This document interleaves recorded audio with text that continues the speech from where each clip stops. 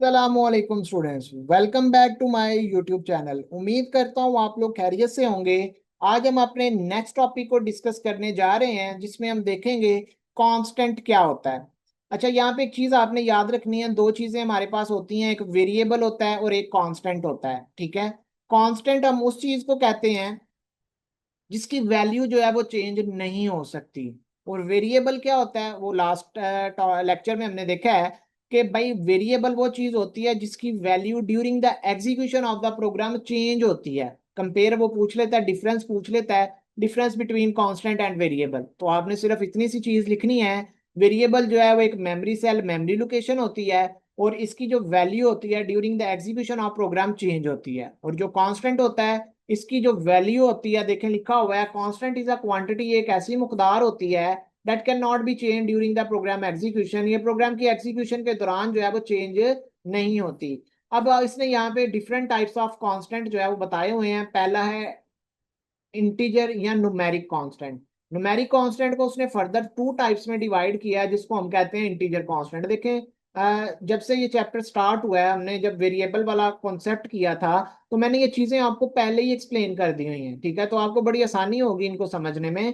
कहते हैं integer constant जो है वो वैल्यूज होती हैं, न्यूमेरिक वैल्यूज होती हैं जो बगैर फ्रैक्शन या डेसिमल पॉइंट के होती हैं। ठीक है, ऐसी वैल्यू जो बगैर इशारिया के होंगी उनको हम इंटीजर कांस्टेंट का नाम देंगे। जैसे 87 है, 45 है, -10 है, -5 है। अच्छा, यहाँ पे एक चीज याद रखनी है, जो इंटीजर कांस्टेंट होते हैं उसमें पॉजिटिव और नेगेटिव दोनों वैल्यूज जो हैं वो आ सकती हैं। ठीक है, फ्लोटिंग पॉइंट कांस्टेंट्स कौन से होते हैं? ये ऐसे कांस्टेंट होते हैं जो हमेशा विद फ्रैक्शन और डेसिमल, ये इशारिया में आएंगे, ये हमेशा इशारिया वाले होंगे। इनकी वैल्यू जो है वो 15.75 होगी, 10.22 होगी, -13.4 होगी। ये भी पॉजिटिव और नेगेटिव दोनों हो सकते हैं। देखें बेटे, एक चीज क्लियर आपको होनी चाहिए। अगर आपको किसी भी वेरिएबल की वैल्यू का पता है तो आप डाटा टाइप यूज कर सकते हो। अगर आपको पता है भाई मेरे पास जो वैल्यू है वो 45 है, तो डाटा टाइप फौरन आपके माइंड में इंटीजर आनी चाहिए। अगर आपके पास वैल्यू 10.22 है, तो फौरन से आपके पास वैल्यू जो है वो कौन सी आनी चाहिए? फ्लोटिंग पॉइंट डाटा टाइप आनी चाहिए। ठीक है, अब करेक्टर कांस्टेंट क्या होते हैं ये भी हमने डिस्कस किया हुआ है। कोई भी चीज जो सिंगल कोटेशन मार्क के अंदर आएगी उसको हम जो है वो करेक्टर कांस्टेंट का नाम देंगे। ठीक है, यहाँ पे देखें सिंगल कोटेशन के अंदर ए लिखा है, एन लिखा है, 9 लिखा है। कोई भी चीज आ जाए, स्पेशल सिंबल आ जाए, नंबर आ जाए, लेकिन सिंगल कोटेशन के अंदर होना चाहिए, उसको हम करेक्टर कांस्टेंट का नाम देंगे। उसके बाद नेक्स्ट टाइप इसकी स्ट्रिंग कांस्टेंट है। ये कलेक्शन ऑफ करेक्टर्स होते हैं जो रिटर्न होते हैं, ये डबल कोटेशन मार्क के अंदर लिखे जाते हैं। और इसमें कलेक्शंस ऑफ करेक्टर्स होते हैं। देखें, एक करेक्टर नहीं है, एक से ज्यादा करेक्ट PAKI, मतलब एक से ज्यादा करेक्टर्स हैं, तो ये हमारे पास जो है वो स्ट्रिंग कहलाएंगे, स्ट्रिंग कांस्टेंट कहलाएंगे। एक से ज्यादा चीजों का होना जो है वो जरूरी होता है। 1 2 3 डबल कोटेशन में 99 माल रोड लाहौर। ठीक है, तो यहाँ पे डबल कोटेशन के अंदर जो चीज आएगी उसको हम नाम देंगे स्ट्रिंग कांस्टेंट का। नेक्स्ट टॉपिक है डाटा टाइप्स क्या होती हैं, ये भी हमने डिस्कस कर लिया हुआ है। सिर्फ हम इसको थोड़ा सा गो थ्रू करेंगे ताकि चीजें जो है वो हमारे माइंड में क्लियर हो जाएं। ये लॉन्ग क्वेश्चन के तौर पे बड़ी दफा आया हुआ है। ठीक है, the data type that specify the type of data, मतलब डाटा टाइप जो है वो बेसिकली इस चीज को स्पेसिफाई करती है कि किस टाइप का डाटा या कौन से सेट ऑफ ऑपरेशन जो है वो डाटा के ऊपर आप अप्लाई करना चाहते हैं। हर डाटा टाइप की एक रेंज होती है, एक वैल्यू होती है, और इनको डिफरेंट अमाउंट ऑफ मेमोरी जो है वो चाहिए होती है। कंपाइलर जो है वो एलोकेट करता है memory space for each variable according to its data type. ठीक है, स्टैंडर्ड डाटा टाइप, दो टाइप की डाटा टाइप्स हैं, स्टैंडर्ड डाटा टाइप और यूजर डिफाइंड डाटा टाइप। ये हमने आइडेंटिफायर में भी पढ़ा था। ठीक है, तो अ data type that is pre defined, जो पहले से बनी हुई है। स्टैंडर्ड का मतलब ये है जो भाई जब लैंग्वेज बनाई गई थी तब भी इन चीजों को बना के रख दिया गया था। इनको हम स्टैंडर्ड डाटा टाइप का नाम देते हैं। उसमें इंट है, फ्लॉट है, लॉन्ग है, डबल है और करेक्टर है। यूजर डिफाइंड डाटा टाइप्स, जो प्रोग्रामर अपने लिए बनाएगा वो यूजर डिफाइंड डाटा टाइप्स होगा। जो यूजर डिफाइन करता है ऑन मतलब अपनी डाटा टाइप, उसको हम नाम देंगे यूजर डिफाइंड डाटा टाइप का।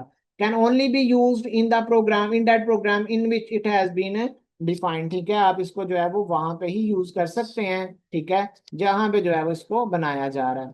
तो इसमें यूजर डिफाइंड डाटा टाइप में आपके पास क्लासेस आ जाती हैं, आपके पास स्ट्रक्चर्स आ जाते हैं, जहां पे आप इसको अपने तौर पे जो है वो यूज कर सकते हैं।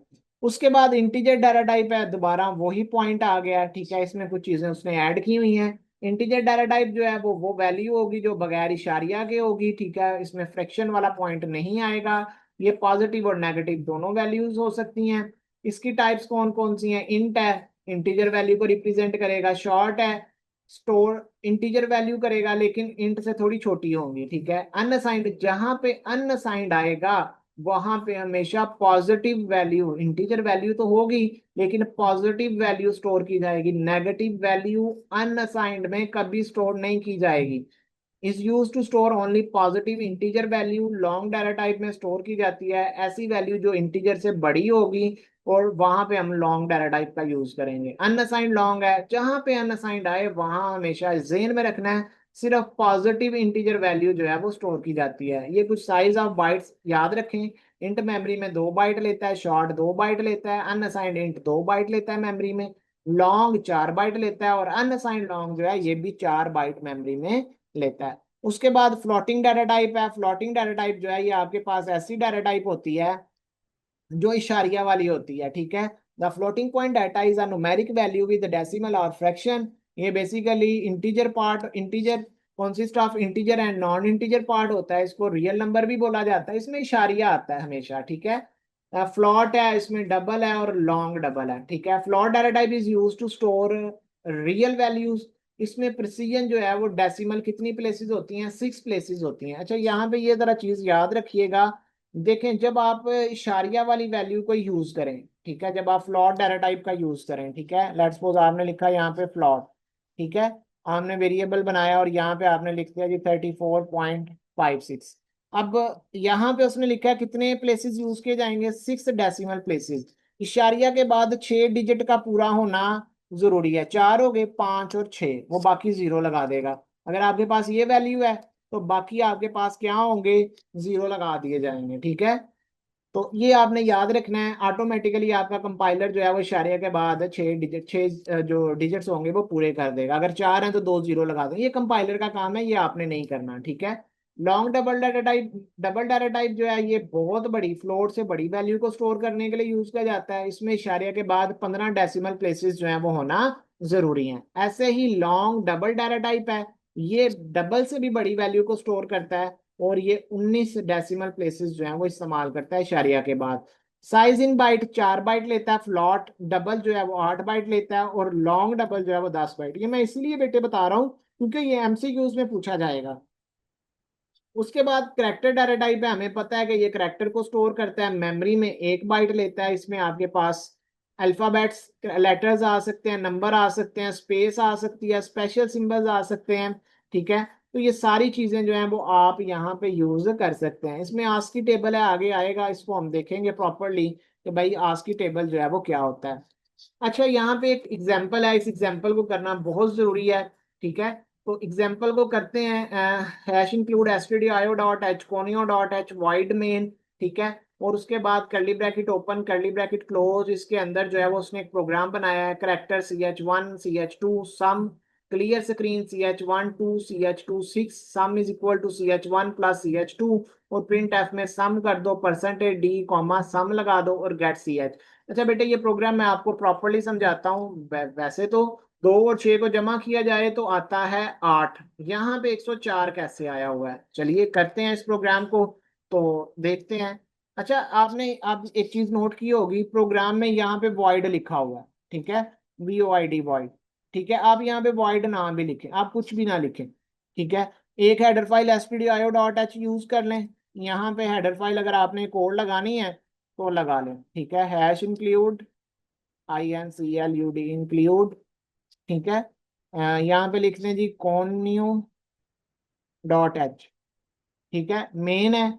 अगर आपने मेन लगा दिया तो फिर रिटर्न की जरूरत नहीं है, ठीक है। अब आप इस प्रोग्राम को जरा कंपाइल करके देख लें क्या प्रॉपरली कंपाइल हो रहा है। अच्छा, conio डॉट एच जो है वो बेसिकली डिफाइंड नहीं है। अगर आप यहाँ पे गेट ch फंक्शन जो है वो कॉल करें तो डिफरेंट कंपाइलर के ऊपर डिफरेंट तरीके से जो है वो चलता है ये। Hash include CONIO dot H, ठीक है। ये कुछ कंपाइलर के ऊपर सपोर्ट करता है, कुछ के ऊपर नहीं करता। आप ये ना भी लगाएं तो कोई मसला नहीं, आप ऐसे भी लिखें तो आपका प्रोग्राम जो, सिर्फ आपका लॉजिक ठीक होना चाहिए। यहाँ पे कलर स्क्रीन फंक्शन है वो भी नहीं लगाएंगे तो आपका प्रोग्राम चल जाएगा। तो ये मसला नहीं है कि आपने ये लगाना है तो आपका प्रोग्राम जो है वो चलना है। ठीक है, अब ये जो है ये बेसिकली सपोर्ट कर रहा है जी इंट को, यहाँ पे इंट लिखें और यहाँ पे रिटर्न 0 करेंगे। ठीक है, तो ये आप ऐसे भी रहने देंगे तो कोई मसला नहीं है। ठीक है, लें जी हम अपने प्रोग्राम की तरफ चलते हैं। प्रोग्राम में जो है वो हमने 104 लेके आना है। मैंने दो वेरिएबल बनाने हैं, तीन वेरिएबल CH1 के नाम से। मैं यहाँ पे थोड़ा सा पहले तो सेम करता हूँ, CH2 जैसे बुक पे लिखा हुआ है सेम वैसे ही प्रोग्राम को आपको समझाने की कोशिश करता हूँ। तो बेटे ये जो लाइन मैंने लिखी है इस लाइन को हम नाम देते हैं वेरिएबल को डिक्लेयर करना। मैं साथ साथ कमेंट करता जाऊंगा। ठीक है, यहाँ पे बताता जाऊंगा जी वेरिएबल जो है वो क्या हुआ है, डिक्लेयर हुआ है। ठीक है, इस लाइन पे मैंने तीन वेरिएबल को डिक्लेयर किया है, पहला CH1, CH2 और फिर किसको, सम को। वैल्यू असाइन नहीं की, जब मैं वैल्यू असाइन करूंगा CH1 को वैल्यू असाइन की तो वैल्यू थी हमारे पास जो है जी लेट्स सपोज 2। ठीक है, और यहाँ पे CH2 को मैंने एक वैल्यू असाइन की, जो थी 6। ये हो गया वेरिएबल को इनिशियलाइज करना। ठीक है, वेरिएबल आपका यहाँ पे वेरिएबल जो है वो इनिशियलाइज हो गया। ठीक है, यहाँ पे। ठीक है, यहाँ पे मैं कमेंट कर देता हूँ ताकि आप लोगों को जो है वो भूले ना। वेरिएबल जो है वो क्या हो गया है, इनिशियलाइज हो गया। ठीक है, अब यहाँ पे मैं एक एक्सप्रेशन लिख देता हूँ, सम इज इक्वल टू CH1। ठीक है, जमा CH2। ठीक है, CH1 के अंदर जो वैल्यू पड़ी है और CH2 के अंदर जो वैल्यू पड़ी है, प्रोग्रामिंग के अंदर यहाँ पे ये चीज याद रखें, जो चीज असाइनमेंट के राइट साइड पे होगी, असाइनमेंट के राइट साइड पे ये वाली चीज है, ये मूव होके लेफ्ट साइड पे आएगी। ऐसे ही जो चीज असाइनमेंट के राइट साइड पे होगी वो मूव होके अपनी लेफ्ट साइड पे आएगी। CH1 में आपके पास 2 पड़ा हुआ है और CH2 के अंदर आपके पास क्या पड़ा हुआ है, 6 पड़ा हुआ है। जब हम इन दोनों को जमा करेंगे, ठीक है, प्रिंट एफ। अब हमें पता है जब हम डाटा टाइप यूज करते हैं करेक्टर। ठीक है, तो यहाँ पे जरा मैं थोड़ा सा कमेंट करके बताने लगा हूं। अगर आपके पास डाटा टाइप यूज हो रही है इंट तो यहाँ पे हम फॉर्मेट स्पेसिफायर यूज करेंगे इंट। अगर डाटा टाइप यूज हो रही है करेक्टर तो फॉर्मेट स्पेसिफायर हम यूज करेंगे सी। ये फॉर्मेट स्पेसिफायर होते क्या है, ये बेसिकली बेटे प्रिंट एफ फंक्शन के अंदर आउटपुट को स्क्रीन के ऊपर दिखाने के लिए यूज किए जाते हैं। मैं अभी आपको समझाता हूं। लेट्स सपोज मैं यहाँ पे लिखता हूं the sum of two number. Book को रट्टा नहीं लगाना बेटे, समझ के करना है, कॉन्सेप्ट के साथ करना है आपको।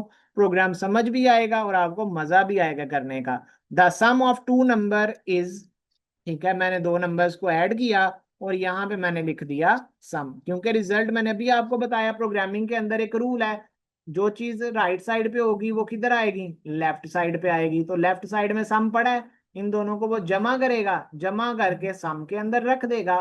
तो मैंने यहाँ पे उस सम को जो है प्रिंट एफ के अंदर प्रिंट करवा लिया है। अब हम इसको कंपाइल करते हैं, मैंने इसको रन किया तो यहाँ पे मेरे पास the sum of two number is. तो सम किधर है, मुझे तो सम चाहिए, मतलब यहाँ पे आना चाहिए था ना, 8 आना चाहिए था, मतलब 104 आना चाहिए था, ऐसा कुछ आना चाहिए था, लेकिन आया क्यों नहीं बेटे, वो इसीलिए नहीं आया क्योंकि जब आप डाटा टाइप यूज करते हो करेक्टर तो उसके लिए फॉर्मेट स्पेसिफायर कौन सा यूज किया जाता है, %C। और जब आप इंट डाटा टाइप यूज करते हो तो तब आपके पास फॉर्मेट स्पेसिफायर यूज किया जाता है %D। तो अगर आप यहाँ पे %C लगाते हो, बुक पे तो %D है, लेकिन आप यहाँ पे %C लगाते हो तो आपके पास जो है वो क्या आ रहा है, the sum of two number is H। What is this, ये क्या है, H क्या है। ठीक है, अब हमने देखना है जी 62 पे क्या पड़ा हुआ है ऐसा जो हमें जो है वो दिखा रहा है क्या, H दिखा रहा है। ठीक है, अगर आप गूगल पे जाएं यहां पे आप लोगों ने सर्च करना है आस्की टेबल। ठीक है, गूगल पे जब आप आस्की टेबल सर्च करेंगे तो यहाँ पे आपके पास हर चीज की एक वैल्यू पड़ी हुई है। लेट्स सपोज हम इस टेबल को ओपन करते हैं। नहीं जी, ये आपके पास एक टेबल जो है वो ओपन हो गया है।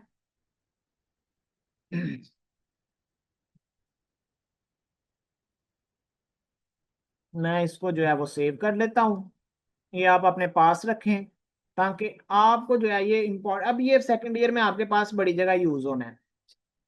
लें जी बेटे, मैंने इसको जो है वो डाउनलोड कर लिया। मैं कुछ उम्मीद करता हूँ आपको वाजिया नजर आ रहा होगा। ठीक है, अब यहाँ पे देखें आपके पास जो है ये आपके पास करेक्टर्स हैं। ए स्टार्ट हो रहा है 97 से, डेसिमल वैल्यू देखनी है आपने। ठीक है, 97, 98, 99, ठीक है, 100, ये सारे स्टार्ट हो रहे हैं जी। यहाँ पे आ गया जी 104। ठीक है, 104 पे क्या पड़ा हुआ है, एच पड़ा हुआ है। ठीक है, वो दोनों को जमा करता है और उसकी जो आस की वैल्यू पे जो करेक्टर पड़ा हुआ है वो आपको ला के दे रहा है। ठीक है, तो 104 पे आपके पास क्या है, एच। ठीक है, ये आपने याद रखना है।